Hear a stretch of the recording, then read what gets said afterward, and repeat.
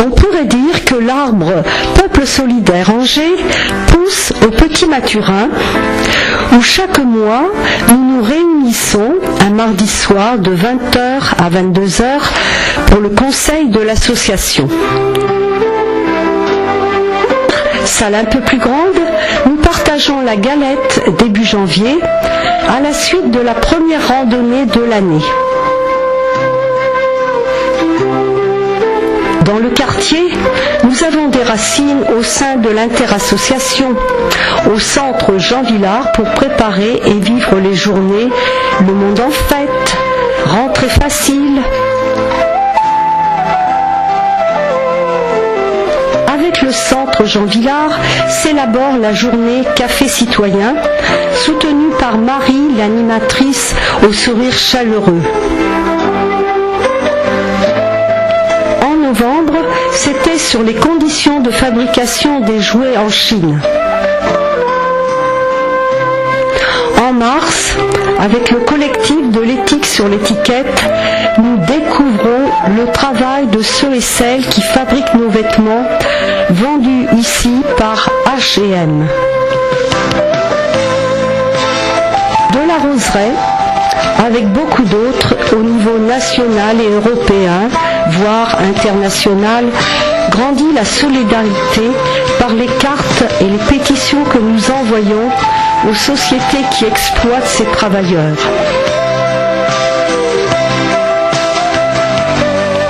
Comment vivre avec un salaire mensuel de 60 à 80 euros ? Comment garder la santé en travaillant 12 à 14 heures par jour ?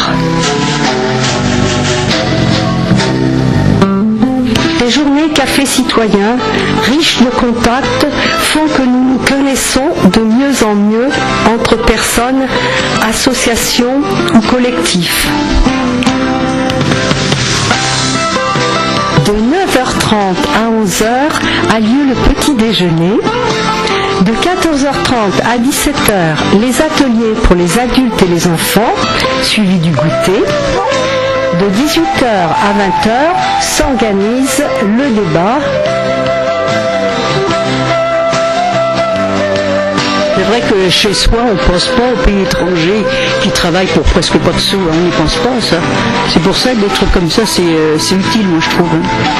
C'est comme on achète des baskets à 120 €, puis eux, ils sont payés 2 € l'heure. Bah, si on reste chez soi, on n'est pas au courant de ça.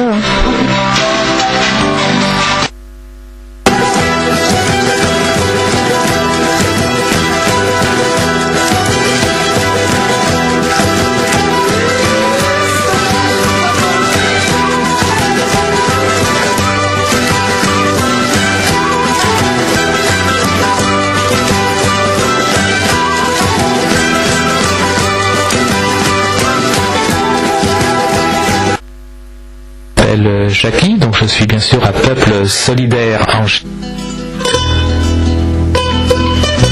Il y en a un effectivement dont on a parlé tout récemment là sur le quartier de la Roseraie qui concernait la fabrication des jouets en Chine, et les jouets donc Disney.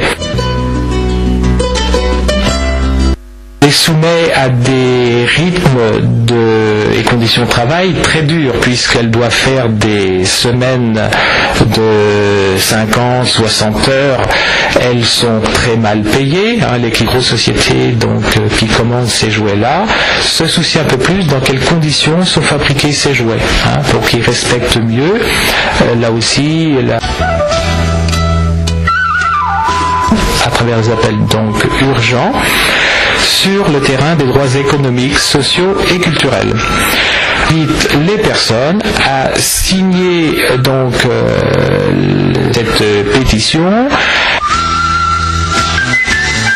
Charge pour elle ensuite d'envoyer donc ces messages électroniques ou ces courriers à telle ou telle personne, soit donc décideur politique, soit responsable. Et donc c'est par ce biais-là qu'on peut faire pression sur ces personnes et pour faire évoluer, faire bouger la situation.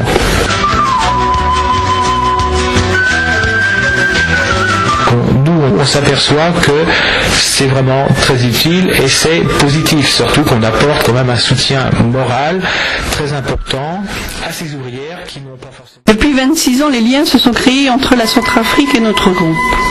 Nous avons apporté à notre pierre pour la construction de centres nutritionnels, soutenu des écoles, ainsi que des groupes de paysans touchés par les violences des rebelles.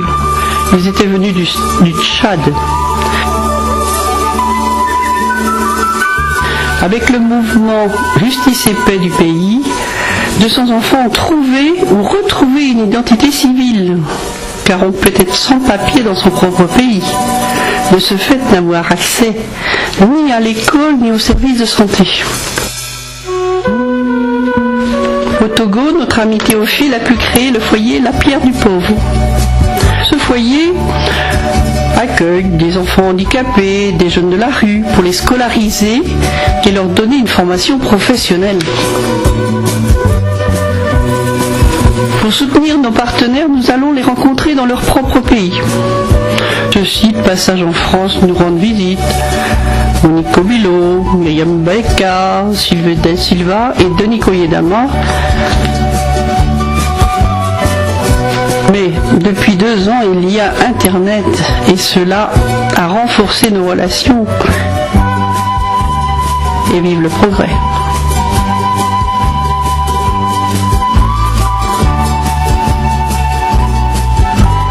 Alors ce qui m'a amené à ce groupe de randonnée pédestre, c'est ce moment convivial que je vis le dimanche après-midi. Je trouve que dans ce groupe, chaque personne fait attention à l'autre. Je ressens un sentiment d'écoute,